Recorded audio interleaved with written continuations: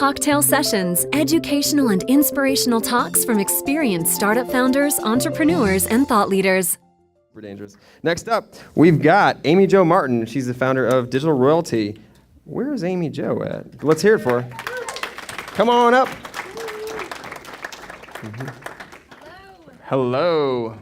Thanks for coming out today. You're welcome. How are you? I'm great. How about you? Big week, huh? Yeah, there's stuff going on. Lots of stuff. Are you tired? No. Liar. Yes, Liar I'm a head. liar. I'm a liar. Yeah, I that's slept okay. for 4 hours and 20 minutes the last 2 days. Over the course of the last 2 days. Yes. Do you have a timer? No, I added the two together. Oh, smart. Yeah. Smart. Yeah, simple math. Oh, no wonder. There was a you're an 20-minute author. nap and then 2 hours each day. Yeah. We need to change that. It was the travel schedule. It was rough. But that's enough about me. Let's talk about you. What are you up to? What's Digital Royalty in a nutshell for those that don't maybe know but should?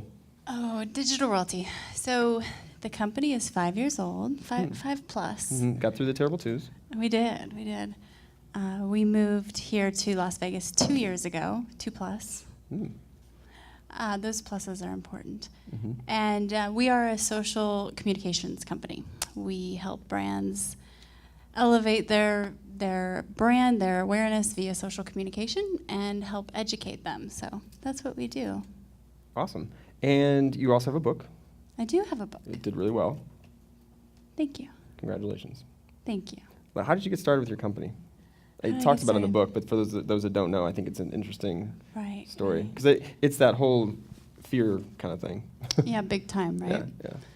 Yeah. So prior to starting the company, I worked for the NBA and was Were always you a in. point guard or? I was. Well, I was trying to be, center, but just don't have that height Right. and all that jazz. Mhm. But There are some short centers. Not that you're who? short. Let's talk about that. I can't think of any, but Yeah. Off the top of my head, I'm sure there's some. Muggsy Bogues, what is he? No, he was not a center. Anyone have short centers? I kind of hung myself out of there. It's usually not a good combo. No. Usually not. Yeah. Point guards, maybe. Yeah, point guard, yeah. But, Okay. You're a point guard. Good talk. Yeah. Good talk. So NBA, so just started to see as a marketer, there was this shift happening with the affinity of the fan and the affinity of the team and the athlete, and this kind of convergence happening, and that's when YouTube and a little bit of Facebook started springing up, and I thought, geez, there's something here. I think we can bring these together, and I was on the sponsorship side of things, or the marketing partnerships. Oh. And I thought, geez, if they were to get involved with this social media stuff, Yeah. they could get closer to the fan and closer to the athlete, and we could start to integrate this a little more naturally, and Yep. started kind of testing some stuff. And that's when I just saw an opportunity. Let's go design your own day and ask a lot of forgiveness instead of permission, and start my own company eventually. Very cool. And so, in doing so, what are some of the things that you've obviously worked with a number of athletes? Shaquille O'Neal is one that comes to mind. What are some of the other ones that you've done some things with over the years? So athlete and celebrity-wise, Shaquille O'Neal, Steve Nash, if you want to talk about point guards again. Yeah. In there's a terms fan- there's a of Steve we Nash have a fan Steve here. Nash fan. Yeah. Steve's great. Yeah. We have Dwayne "The Rock" Johnson, who's sort of an athlete, but movie star and other things. Amber Valletta, who's a supermodel. I'm trying to think. Tony Hsieh. I've heard of him. Tony Hsieh, yeah. He actually wrote a foreword for the book. Yeah, mine too. I know. Go us. I by the know. way. Yeah. Awesome. How did you talk him into it? Or did you even have I to talk finally him got into his. Well, he said he had to read the whole thing first. Did he do that to you? it? Same. Yeah. I'm I didn't well, it's finish not it in time. finished. Yeah. I know. Like, trust me. Yeah, just trust me. Here's the first 3 chapters. No, I want a whole thing. I was like, Yeah. okay. And then finally it came through. Yeah. Yeah. Good old Tony. I finally got to Walk say his name Tony. right. I used to say it Heesh. Heesh. We're talking about that today. Yeah. Or Hshay. Hshay, Or Hish. do you spell it S-H-A-Y? That's how I know if someone really knows him. If they know how to pronounce his last name. Yes. Right. It's a dead giveaway. Mm-hmm. Yeah. Okay, let's talk about brand building and how some of the things you've been up to. All right. All right. So, what would you? What's some advice? Let's give some. Let's spit some knowledge to some of these people. Wow. All right. Advice. Yeah. Let's talk about You know a lot of value stuff. balance buckets. You're very calm, by the way, too. Am I? Yeah, you're calming effect. These folks are too, but I'm just saying. Yeah, very calm. Sorry, guys. Hopefully I'm not too calm. That's no, not a good thing. we're gonna talk about that in a minute. Jazz no, it no, up, no, no, Frank. we're gonna talk about it in a minute because no, it's not a bad thing. I'm saying that. Well, because you do this, I've seen your photos and what you do a lot of like work-life stuff that kind of maintain that balance. Oh, I'd be a hypocrite to say I have that figured out, but try. Yeah. I think Tony was a big mentor in that whole concept of work-life integration versus separation, which is. And we all to work some really people. hard, right? And you do too, and obviously, but you've been able to kind of break away and do things as well. Is that true, or am I making Just this up? blend a lot of things versus separate. And I think then you have to be comfortable with everything blending together. And I'm cool with that. It's 2014, and that's kind of the way the world works. But we're not. We can't compartmentalize as much as we think we should. So it works, I think. Okay. Well, let's talk about brand building. Do you want to talk about brand building? I should probably ask you this first. Sure. I have a question for you. Oh, really? Yeah. Sure. What was your what's your favorite part of the book? Let's see. Well, I actually really like the illustrations. So the part you didn't do. Yeah. Wait, yeah. Okay. Yeah, pretty much. Yeah. I really like. Well, there's certain chapters that obviously resonate. Obviously, the fact that, like, I think relationships are really important. There's a whole chapter on celebration as a motivational tool, and I think that's important for people to understand. And I don't know. I think that just in general, there's a lot of really great stories that I was able to share that people I've interacted with over the years that have done interesting things, and the ability to kind of use them as examples to kind of share an element that you should be doing to kind of start and run a business is fun. So what was your favorite story? Oh, you're gonna put me on the spot about that, huh? You're reversing this. This Tables is not have what turned. Okay. Some favorite stories. I can't really. They changed over time when I'm sitting here. So, the ones that I like. I liked all of them. There was one I didn't include in the book that I didn't. Wait a minute. But Was it other about than Andy that, White? They all were Community? great. No, I'm trying to think of what was my favorite is. It's really hard. There's a great story about launching. Tony Conrad's launched 3 companies in 10 years, and he's done it differently every time, and seems to do really successful with that. There's the whole story of Sweetgreen and how they got going, which is a company out in D.C., and how they're leveraging things like they created this. They were going to fail, and they figured out how to market their product. I think those are interesting. I don't know. There's just a lot. Like, you did a lot of call-outs to our crowdsource content to our readers and said, hey, what are some harsh realities? What are some things that you're doing that to celebrate, to motivate? And we got like tons of responses, and getting some of those and sharing some of those is really fun because now we're like, it's not just me telling you what to do. There's these other folks that are doing it and kind of sharing some of the things they're up to. So, but yeah, I've kind of skirted the question. I don't know if you noticed that. I did notice that. I wasn't going to point it out. Okay. That's okay. Yeah. We can move on if No, you no. want. I'll keep thinking about it and tell you when I think of it, my favorite part. Awesome. Are you excited to be an author? Yes. Why? It was always actually a mission, like a life thing, like a bucket list thing for me. My parents, I have 4 parents. 3 out of 4 are English professors at college level.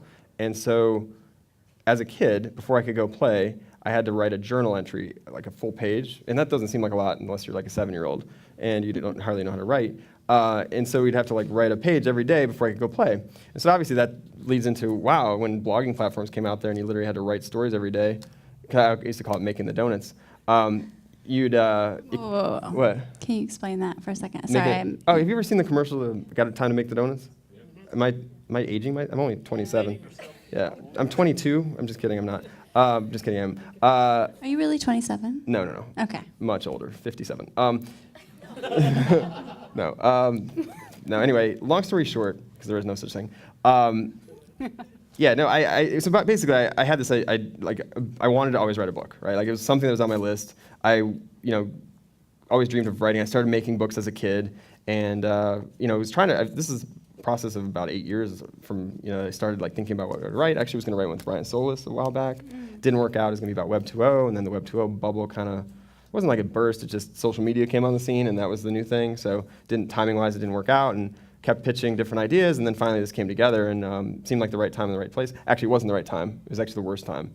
But we decided to do it because it's one of those things that's been kind of circulating, and you just don't know when opportunities come your way. You got to kind of jump on the bandwagon and do it, or it could go away and change. And so last year in August, finally came up with the idea of what we wanted to do, signed the agreement. We kind of kept doing our tour around the country, did celebrate our big conference in October, got married a month later, and then that's when I started writing the book. And then it was due like 2.5 months later, and so it was literally probably the hardest thing I've ever done, because you're trying to get married and have a honeymoon and go to the holidays and write a book in the meantime and continue to keep things going. And so I was a month late, but they didn't care. I took their deadline so seriously. I did too, but and it was really hard. I would not yeah, have. I think in hindsight I would have said, "You're crazy. I should do that in like a year instead of like 4 or 5 months." I did totally Yeah. get my team I don't remember to the come question. and- What was the question? If you enjoy being an author. Oh yeah, these last 3 days I've slept 4 hours and it's been amazing. It's great, huh? Yeah. Yeah, enjoy it. Yeah. It's good talk. Yeah. Oh yeah. So we're still talking. We have some questions here, but Cool. I'm going to scrap all of them. Is there anything else you want to talk about? Share advice about building brands or anything? Or anything you're doing now? You know what? We are doing some cool stuff. Let's share. Sharing is a good time. So the company's 5 years old, right? Mhm. Or my company is Mhm. our company. It's not just mine. It's Yeah. the team's. And so we started early on and really kind of pushed forward and tried to do what hadn't been done before via social. Are you checking your tweets right They're now? telling me I'm talking too much. Sorry. Should we wrap up? No, it's fine. All right, It's just I got hecklers in the back. Quick story. Yeah, yeah. So we did all this fun stuff, sexy stuff, working Yeah. with a lot of celebrities and Yeah. athletes and blah blah blah, and there comes a point with social where it's just marketing now. You're like, okay, what are we gonna do next? So it's not called social media anymore. You can call it whatever you want. Okay, but I'm going to it's- call it purple. Sure. I call it social communication, or I it's call it just purple. research. You just So said- purple. yeah. So we were Okay. doing purple, Yeah. and we're thinking, okay, what's next? What can we do with this? Mhm. And we've recently started working with the American Red Cross. Oh. And actually, Nate Ludens, who's back there, Oh, cool. is heading up that business for us. But what's exciting is we're looking at how to use social tools to accelerate the process of communicating and figuring out ways to help situations in terms of disaster recovery and relief, and using social to get communication quicker into the hands of the people that need it, and finding just different ways to use social beyond promotion, beyond marketing. And Right. it's super exciting. So we're really excited about that type of thing. And So working with big brands. it's That's next time. different. Last time I think we spoke, you were doing university. Are you still doing university? Still do, yeah. So Oh, we have okay. an education division, and Yeah. growing internationally. We Oh, now wow. have a presence in London and all that good stuff. Hilton Yeah. Worldwide is Big- probably our yeah, big largest partner. hospitality Yeah. client. Yeah, Our client, I mean. I call them partners. I do too. Okay. Any other pieces of advice you'd give to somebody that's starting and running a business? I think there's a bit of in general, there's a lot of romanticism around startups, and people think, oh, you start up, and then a couple of years later, or It's just maybe like a year diamonds, later, yeah.